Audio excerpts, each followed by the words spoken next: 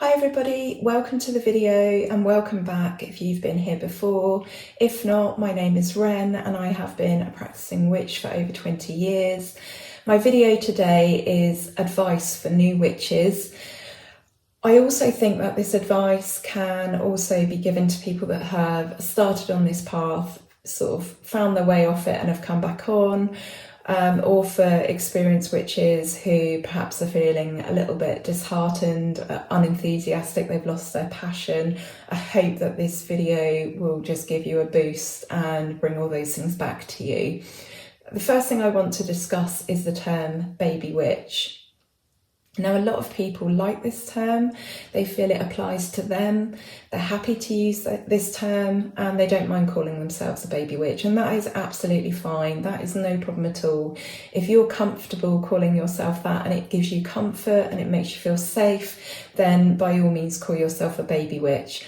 I, as a 40-odd-year-old woman, I find it really hard to call some people who are in their sort of 30s, 40s, 50s and beyond baby anything. I find that a little bit dehumanizing. Well, not dehumanizing, but maybe a little bit patronizing, and it just doesn't feel right. And every single person has their own skills, their own knowledge, their own talents.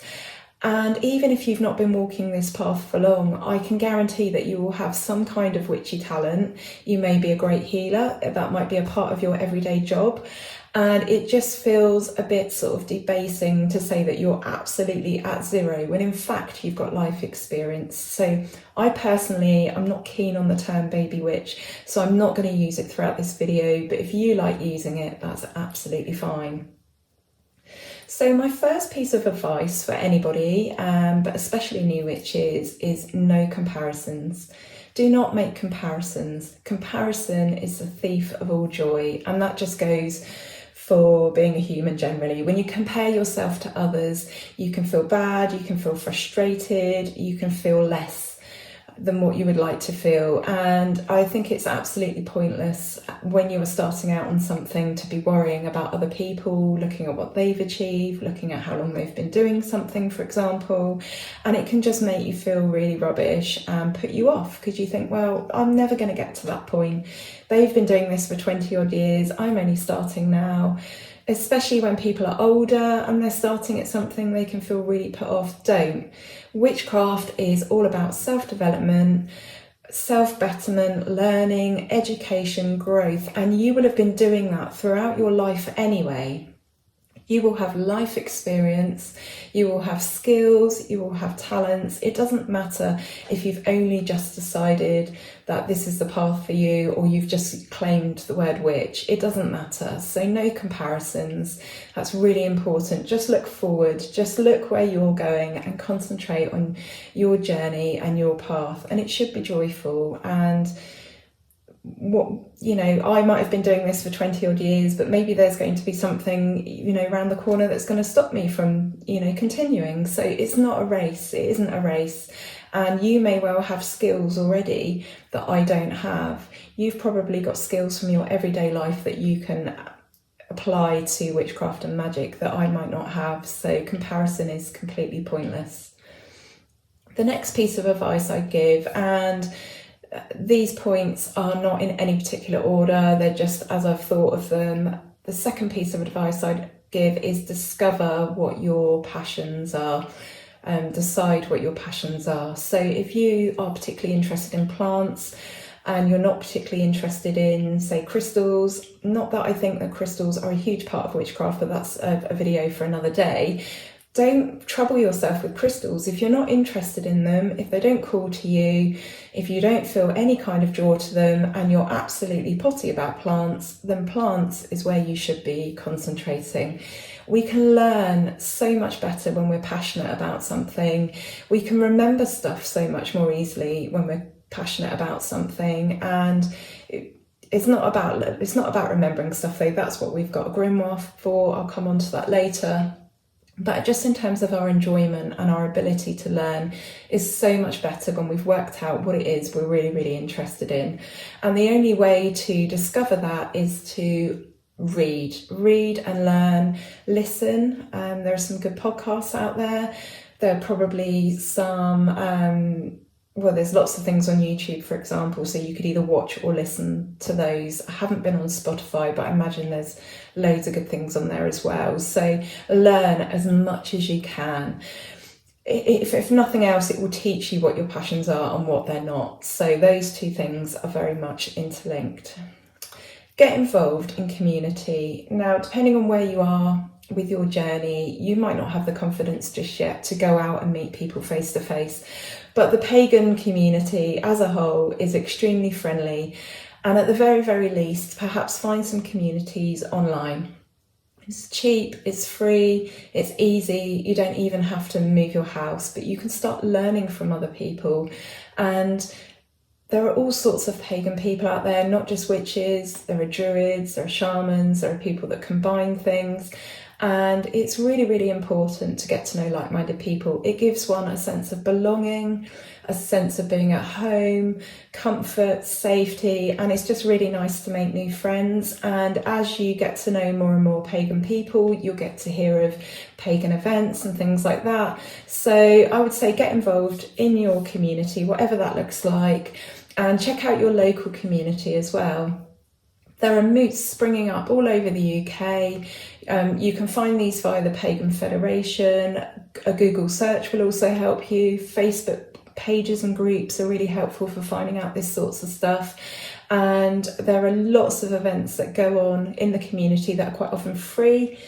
My husband and I went to a wassail a few weeks ago, and that was free, and we met some really lovely people and had a really nice couple of hours out, and it made me feel like I'd really immersed myself, in my beliefs, in my tradition, in my journey, and it was really, really worthwhile, and it really gave me a boost. So you could start off small, start off online, and maybe work your way up to going to some actual events with people. So on the back of that piece of advice, I would say it's a really good idea to connect with organisations. So for example, the Pagan Federation, the Children of Artemis, they often advertise moots, groups, events, talks. Some of those are held online sometimes, book fairs, all sorts of information. And quite often when you join these organisations, they have a monthly or a quarterly magazine. So again, it's another way to immerse yourself in the witchcraft and pagan world.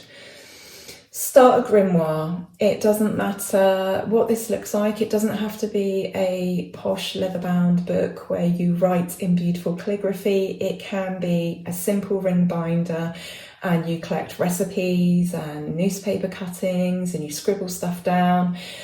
But just start one and record your dreams, your spells, your experiences, the outcomes of things. You'll be really, really glad you did this when you look back in 5, 10, 15, 20 years' time.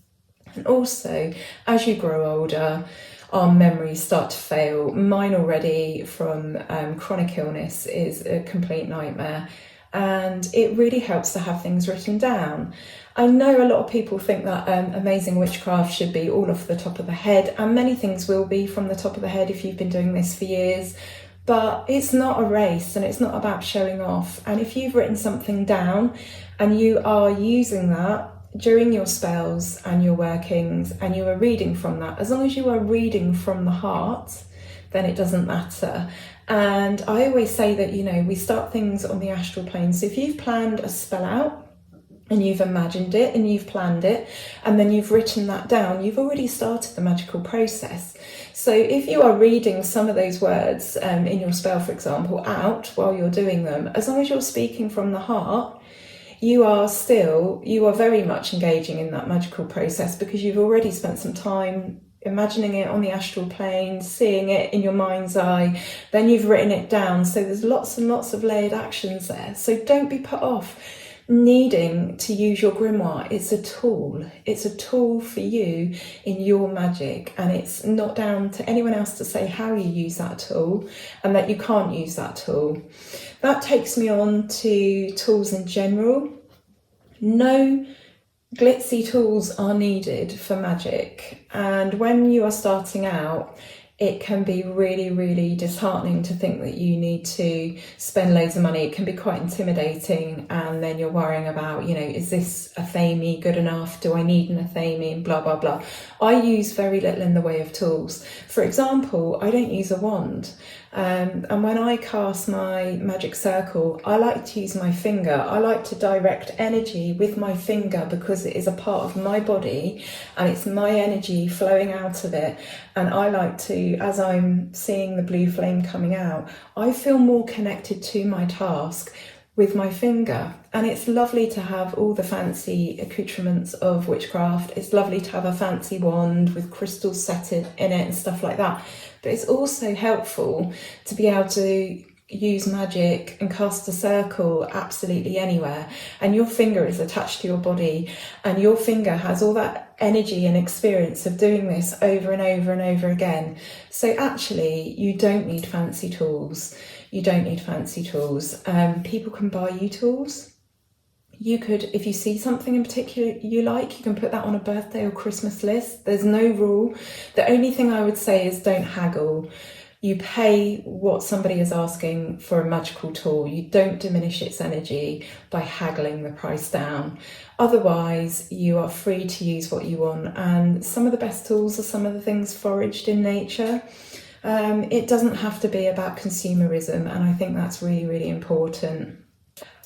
Find some inspiration, find somebody online that you trust, and obviously that might take a while, that of sort of surfing the internet and finding different people and their styles and finding someone that you think is genuine. Hopefully that person will offer some kind of training or mentoring. It's never a bad idea to take that up if you are serious about this path. There are lots of witchcraft courses going on throughout the UK and further afield. There are lots of practitioners. But it's always a good idea to find someone who their practice reflects how you feel about witchcraft. And again, that's, usually that's someone online, and that can be a really good free resource. Obviously do your own research and everything. Not everything that everybody says is going to be true. And sometimes things are just opinions as well. How you might feel about one thing might be very different to how someone else feels about something. So baby witch is a prime example. But if you can, find those people that inspire you, and hopefully they're friendly and they're helpful, and occasionally you can ask questions and things.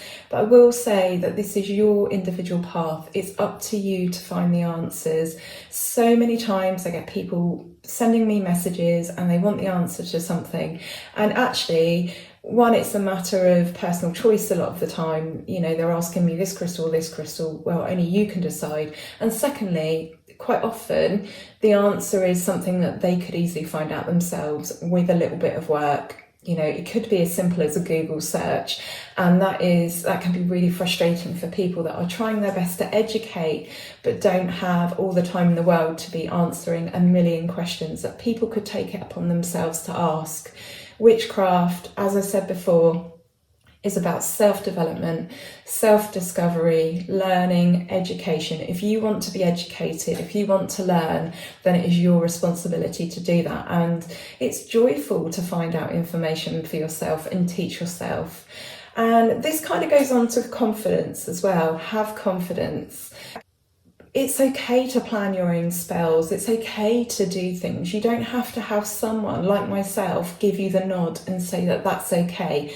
And I think that comes with a bit of practice and a bit of time. But I want you guys to believe in yourselves. Your witchcraft is valid. You are valid. And I think one of the biggest problems that we have in life and in studying witchcraft is imposter syndrome. There's that little voice on the shoulder. Ignore that voice. We need to be prepared to laugh at ourselves and our mistakes. We need to study. We need to practice gratitude. We need to remember that we're beautiful and we're unique, and that we have our own talents and skills, and not make comparison to others. And when we do all those things, the imposter syndrome goes. When you study and you become learned and you gather knowledge, you start to feel confident and you start to not worry what other people think. And the same goes for witchcraft and magic. The best magic is magic that you've written yourself with magical correspondences that mean something to you. So by that, I mean, yes, there are well-worn tracks, grooves in magic. So for example, roses generally represent love, relationships, family. But if you don't feel that way about roses, if you think they represent something altogether different to that, then that's how you should use them. You shouldn't use them in a love spell. If you think they actually represent heartbreak, or they're prickly in some way because of their thorns, then you would want to use them in that way. So yeah, a lot of magic is about having confidence in yourself as a witch, and this will help banish some of that self-doubt, that's low self-esteem. And this is where love spells come in, and self-care come in. Banish those doubts, look after yourself, look after your mental health, boost your confidence, and remember that you are a unique individual, a unique witch, and that is a wonderful, wonderful thing. One other bit of advice is, I've seen lots of practitioners say to people, don't worry, it's all about the intention. As long as you remember it's all about the intention, you'll be fine. And this is in reference to performing spells and spell work. It's not all about the intention. Your intention, your magical intention, is merely a goal. That is what you want to achieve. So what they're saying is as long as you concentrate on the goal, then it's okay and it will work. It's not true. There are such things called magical will and determination. Your will while you're casting your spell, your determination that it will work, your determination to take action and actually perform that spell, and your determination to do the mundane things in your life surrounding this particular topic to help move this into existence, to help enact that change. So spells aren't about making the impossible happen, they're about making things more probable. So for example, doing a spell to get a job as a neurosurgeon is just not going to happen if you are not actively training. What the spell should be about is you want a particular neurosurgeon's job, or you want to pass your neurosurgeon's exam, but unless you are working towards that, you cannot increase the probability of that. Turning someone into a frog, it goes against natural laws. It's impossible. We have to work with the natural laws. So when people say it's all about the intention, no, it isn't. It's not just about the intention. It's not just about your goal. It's about all the hard work and the magical will and determination to fulfill that intention, that goal. So I wouldn't say shy away from people that say it's all about the intention. I think that maybe they don't quite understand that phrase that they're saying, and I suspect that otherwise their hearts are in the right place, and you can trust them as a practitioner, because it is a phrase that is used a lot and is misused a lot, and a lot of people just haven't had the training to understand what that actually means. So let's just go back through those again quickly. No comparisons, decide and discover your passions, read a lot and study a lot, whatever that looks like, listening, watching, get involved in community, connect with organisations, start a grimoire, start practicing, don't be afraid to experiment, find inspiration for you, people that you trust, maybe some training. No glitzy or glamorous tools are necessarily needed for witchcraft. If you feel better using tools and you feel like it gives you a hook energetically to begin with, and tools empower you and make you feel like you are truly part of something, then by all means use them. If they work for you, then use them, but you don't have to have them, and you don't need to make yourself bankrupt in getting them. One thing I did miss out was the Wheel of the Year. So you don't have to follow the Wheel of the Year as a witch. It's not something that you must do. However, it does help. And I would say connecting to the seasons is probably how we should be framing this. Immerse yourself in what's happening, pay attention to what's going on outside, really truly pay attention to the natural world. Witchcraft is about existing in this world, being a part of this world, and nature and natural energies and natural laws, and magic is a part of that. You don't have to follow the wheel of the year. Many witches don't. Some people have, they follow the wheel of the year, but there are maybe just a few of those festivals that they don't follow at all, and they might have some that they really love, and they might have some that kind of float, where sometimes they celebrate them and sometimes they don't, depending what's going on in life. There are no rules. This is your path. This is about you. So, but it can certainly help you feel a part of what you're doing and your beliefs. So by immersing yourself in that, for me personally, seasonal celebrations are truly what make me tick and what I enjoy. And they just really help with the passing of the year, and leaning upon those natural cycles helps us understand our own cycles. Noticing, the trees and their gnarled asymmetrical shape helps us accept ours. We're not supposed to be perfect. And so for some of us, the wheel of the year is really helpful, especially getting through the winter. In places like the UK where it's cold and damp and grey and quite miserable, connecting with the wheel of the year can be really helpful. But you don't have to do that. You don't have to do that if it's not your thing. We spoke about imposter syndrome, all the things you can do to avoid that, and the main one is just ignoring that voice on the shoulder, and eventually that voice will disappear as you become more confident and more learned. And the last thing that we spoke about, we spoke about banishing self-doubt, take part in some love spells, some self-care, and then the last thing we spoke about was it's all about the intention. It's not. It's about your magical will and determination and the things you put in place in your mundane life. Yes, of course, that intention is important. It needs to be clear. It needs to be strong.